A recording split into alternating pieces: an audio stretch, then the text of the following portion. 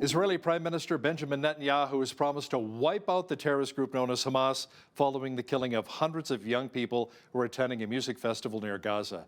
Now, since that attack, there have been rallies in support of both Israeli and Hamas groups, which took place all across the country. Now, to talk about this in more detail is Sun political columnist Brian Lilley, who joins us once again from Toronto. Brian, there have been various statements denouncing the rallies in support of Hamas, including from Prime Minister Justin Trudeau. There have also been calls to ban the rallies supporting this well-known terrorist organization. Yeah, I don't see the ban happening, but I'm happy to see politicians, including Prime Minister Justin Trudeau, Ontario Premier Doug Ford, a lot of mayors, opposition leaders denouncing these rallies and say that we shouldn't be basically glorifying what are terrorist acts. Now, here's part of the difficulty in banning them. The group that was leading up the rally that I attended yesterday, I attended both the rally in support of Hamas, and it was in support of Hamas, not in support of Palestinians, and I attended the evening rally with 15,000 people in support of Israel.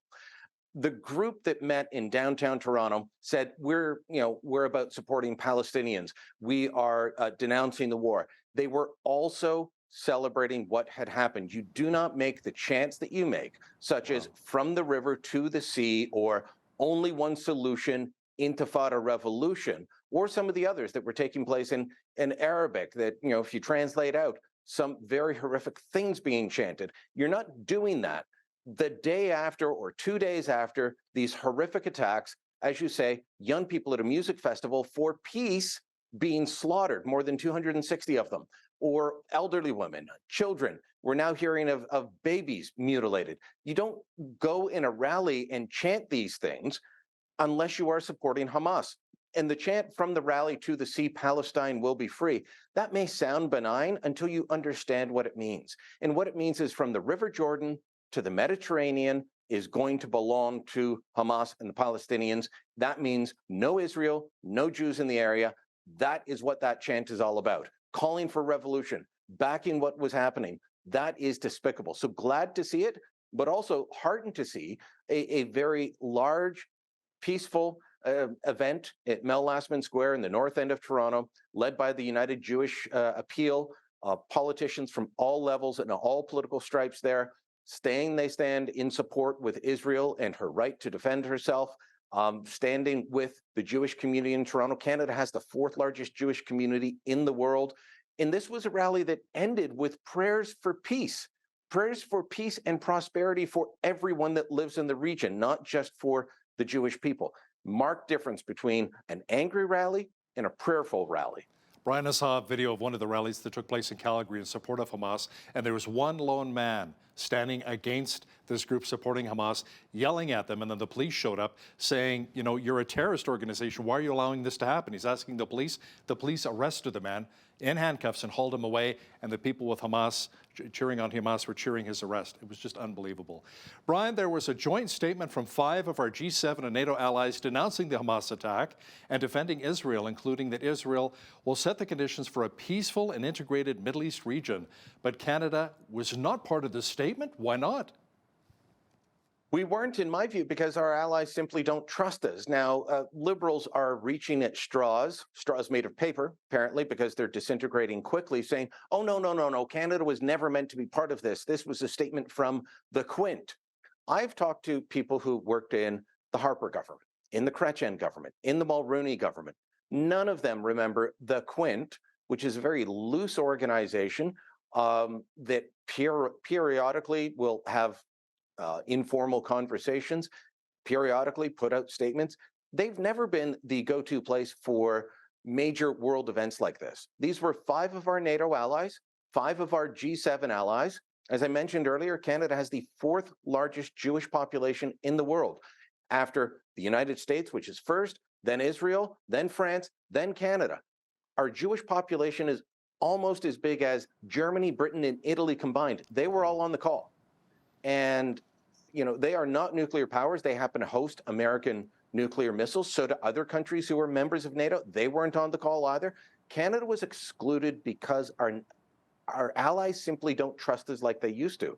And this is another example. And we can go back to the G20 where Canada was frozen out, where Joe Biden is, you've seen the photo of him angrily pointing a finger in Trudeau's face as Justin Trudeau looks very unpleasant and not pleased with what's happening.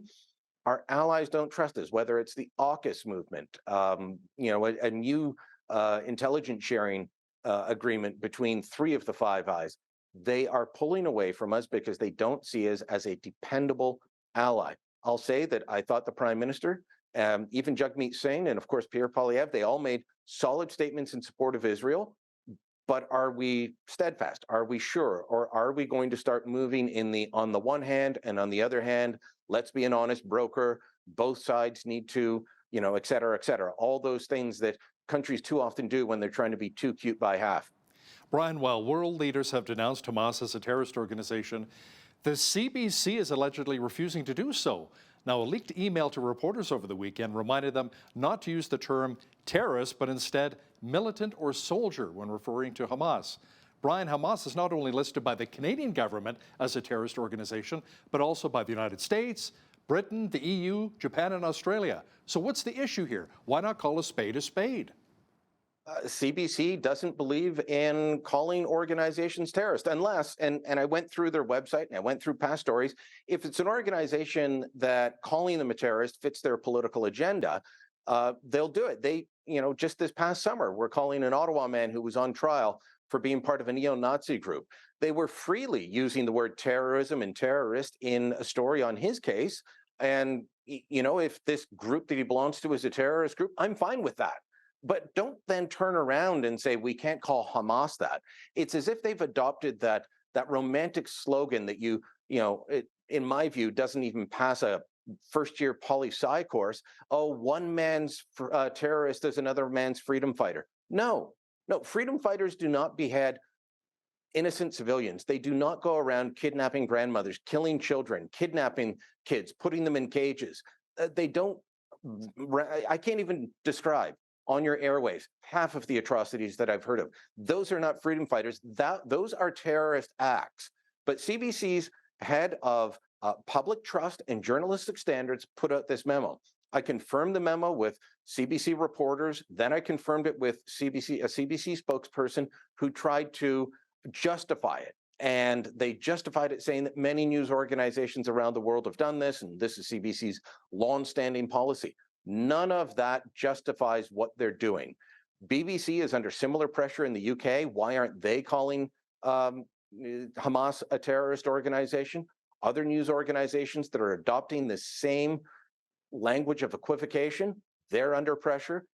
This is not the time for saying on the one hand and on the other hand. What Hamas did those were terrorist acts on the weekend. I don't know how you can describe it in any other way. But I know, like CBC reporters are not all happy about this, but this is coming from the executive suite, and these are the orders they have to follow. Wow. Brian, still with the CBC, the Ombudsman has taken them to task over a story that claimed a push to reduce fertilizer use. This is also an issue the Dutch farmers have had with their government. They've been protesting in large amounts across the country. What did the Canadian Ombudsman have to say? What did he find? He said that CBC, well, they won't call Hamas a terrorist group. The ombudsman said, well, you're being too free with terms like far right in defining people politically. You are calling things conspiracy theories when maybe you should say there isn't evidence to support this claim. That they're making judgment calls that kind of judgment calls they won't make with Hamas. They're making them about they made it about me. One of the stories that prompted this was from August of last year. And I had started writing about the Dutch farmer protests and how Canadian farmers were concerned about what the Trudeau government wanted to do. And the reporter from CBC included a line about me in the Toronto Sun, making it sound like we were part of a far-right echo chamber and misinformation because I said that what the government's plan means a 30% fertilizer reduction. He took a very small snippet of my column. And I look back at my work. I kept saying, the government says they want a 30% reduction in nitrogen emissions.